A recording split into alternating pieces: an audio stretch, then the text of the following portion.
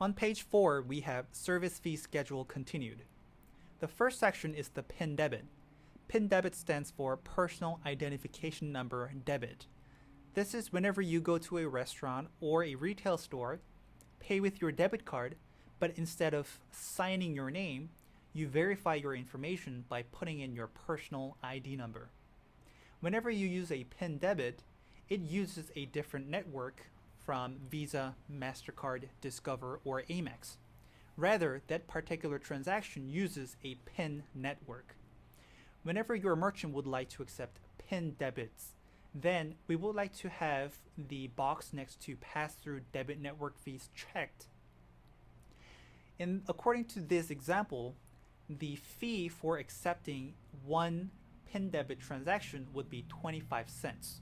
In other words, accepting PIN debits would incur 25 cents per transaction fee. Other volume percents may be charged at your discretion, and this would be recorded as your additional income. Underneath, we have Telecheck. Telecheck is First Data's proprietary check processing service. Now, there are different ways to accept a check. You can accept a check, or your merchant can accept a check through a credit card terminal or through an online gateway, meaning over the computer. Now, more information for Telecheck is available from the admin staff.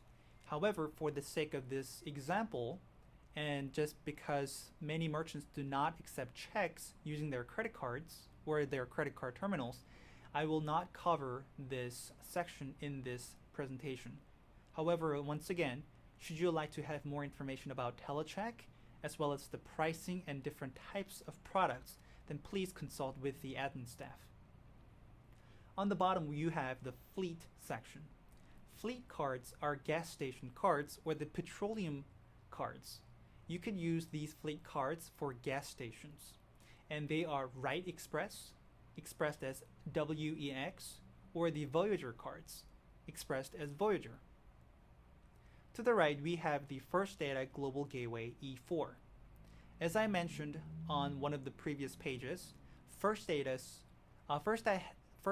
has its own gateway, and it is called First Data Global Gateway E4.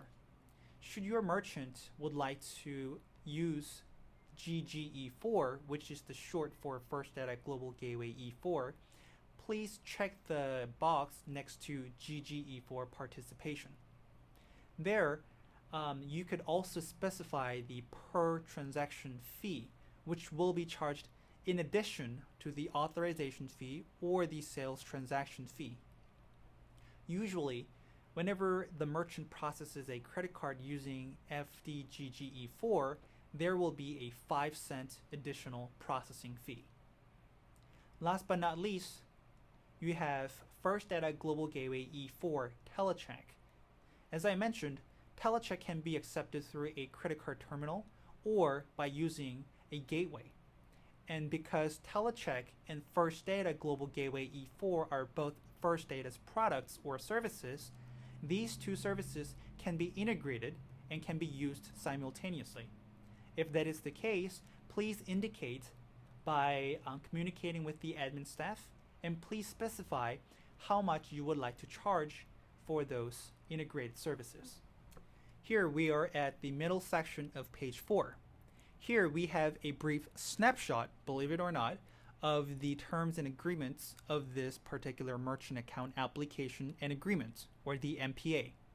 Once again, this is a very short and very brief or simplified version of the terms and agreements. Here we would like to have the merchant's signature, the name of the signer, the person's title, and date. Should there be multiple owners, then we would like to secure as many owners' signatures as possible.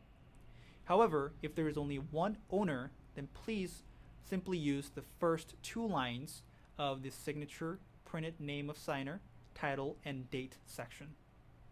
Now on the bottom, we have other item rates and other volume percentage. These are actually surcharges or extra percentage that you could impose on top of the actual pricing to the merchant. In other words, by charging other item rates and other volume percentage, you as a sales agent can make more money. On the very bottom, we have the pass-through interchange, including the dues and assessments. Pass-through interchange is one of the widely used pricing structures within the merchant services industry. The other types are three-tiered or multi-tiered and billback. However, for the sake of this example or for this presentation, we are going to simply focus on pass-through interchange. There is something called interchange within this industry, and this interchange is determined by MasterCard, Visa, Discover, and Amex. This charge is created to offset the risk of default, chargebacks, or fraudulent transactions. So the higher the risk of these events with a transaction, the higher the fee that you or your merchant will have to pay for interchange. Now, according to this example, this merchant will have to pay 1.5% above the interchange fee. In other words, this merchant will pay 1.5% on top of the cost of having a merchant account. This rate can also increase or decrease based on your preference or your merchant's preference. When it comes to MasterCard, Visa, and Discover, these interchange fees are actually set, and these are established and implemented by MasterCard, Visa, Discover. However, American Express interchange is slightly different. There has been traditionally and historically fixed interchange based on industry type only. However, recently, American Express came up with a new program called cont'd, and this cont'd program charges different interchange rates based on the industry and at the same time based on the transaction amount. So once again, according to this particular example, this merchant would be paying 1.5% on top of interchange or on top of the cost of having a merchant account.